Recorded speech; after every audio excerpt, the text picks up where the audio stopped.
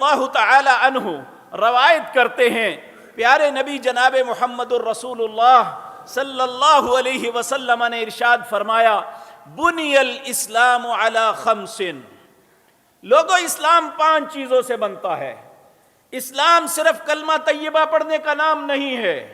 بنی الاسلام علی خمس، 5 چیزیں مکمل کریں گے تو دین بنے گا، یہ اسلام بنے گا۔ مجھے مسلمان کہلانے کا حق اس وقت ملتا ہے جب یہ 5 چیزیں پوری کروں گا۔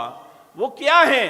نمبر 1، شہادت اللہ الہ الا اللہ، یہ پہلی بات ہے کہ میں شہادت دوں کہ اللہ کے علاوہ میرا کوئی الہ نہیں، کوئی معبود نہیں، کوئی داتا نہیں، کوئی غوث نہیں، کوئی بگڑی بنانے والا نہیں۔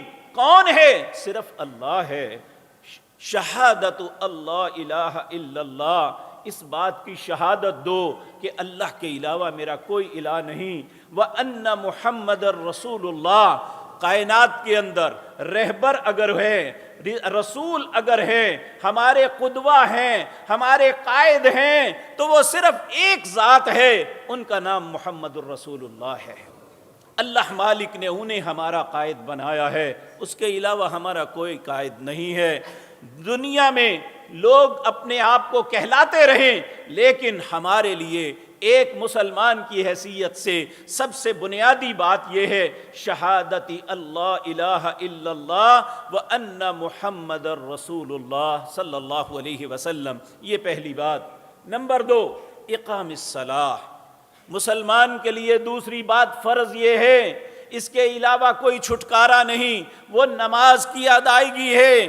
اور نمبر 3، وَإِيتَاءِ الزَّكَاةِ، اگر اللہ نے مال دیا ہے، یہ ہر آدمی پابند نہیں، جسے اللہ نے مال دیا اس کا مال نصاب تک پہنچتا ہے تو اس پہ زکوٰۃ فرض ہے۔ وَالْحَجَّ، اگر اللہ نے استطاعت دی ہے تو حج فرض ہے۔ اور 5ویں بات، وَصَوْمِ رمضان، رمضان آ جائے تو روزے رکھنے ہیں۔ آج کی مجلس میں روزے کے متعلق ہی گزارشات کرنی ہے۔ روزہ کیا ہے؟ یہ کیوں رکھا جاتا ہے؟ اس کا مقصد کیا ہے؟ اس سے فائدہ کیا ملے گا؟ اللہ نے زندگی اور توفیق دی تو یہی بات آپ کے سامنے عرض کرنی ہے، کیونکہ ہم ایک ایسے وقت سے گزر رہے ہیں کہ خصوصاً مسلمان اپنے دین کے معاملے میں بہت سے فتنوں میں مبتلا ہے۔ ہمیں دینی شعار کے متعلق ہمارے ذہنوں سے اس کی تعظیم کو نکال دیا گیا۔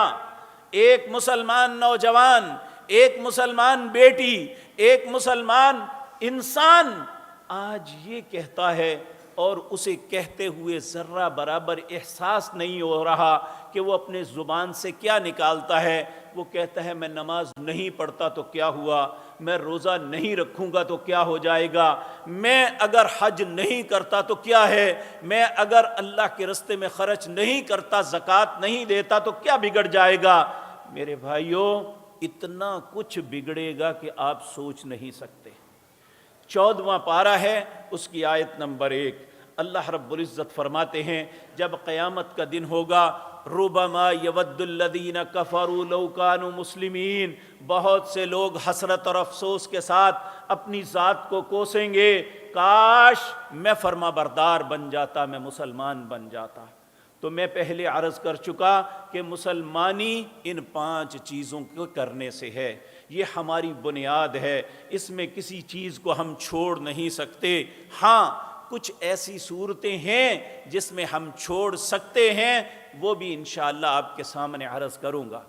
تو اللہ رب العزت جو حکم فرما رہے ہیں، مجھے بھی، آپ کو بھی، دنیا کے ہر اس انسان کو جو ایمان کا دعویٰ کرتا ہے، اللہ فرماتے ہیں یا ایھا الذین آمنوا، اے لوگو جو ایمان لائے ہو، کتب علیکم الصیام، اللہ نے تم پہ صیام، روزوں کو فرض کر دیا ہے، کما کتب علی الذین من قبلکم، صرف تم پہ فرض نہیں ہوئے، تم سے پہلے جتنی امتیں ہیں سب پہ یہ فرض تھے۔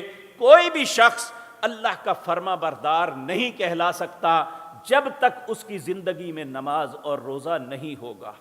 چاہے وہ آدم علیہ السلام کا امتی ہے، وہ سیدنا نوح علیہ السلام کا امتی ہے، وہ سیدنا ابراہیم کا امتی تھا، وہ سیدنا خلیل اللہ ذبیح اللہ اسماعیل سیدنا اسحاق کا امتی ہے، سیدنا یعقوب کا امتی ہے، یا موسیٰ عیسیٰ ہارون جس نبی کا امتی تھا، اگر اس نے اپنے نبی کی شریعت کے اندر یہ دو کام نہیں کیے تو اسے اللہ کا فرما بردار کہلانے کا کوئی حق نہیں۔ اسی طرح یہی قاعدہ قانون جناب محمد الرسول اللہ صلی اللہ علیہ وسلم پر اور آپ کی امت پہ بھی اللہ نے یہ فرمایا کہ تمہارے لیے بھی یہ لازم ہے، یا ایھا الذین آمنو، اے لوگو جو ایمان لائے ہو، کتب علیکم الصیام، تم پہ روزے فرض کر دیے گئے، کما کتب علی الذین من قبلکم، جس طرح تم سے پہلے لوگوں پہ فرض کیے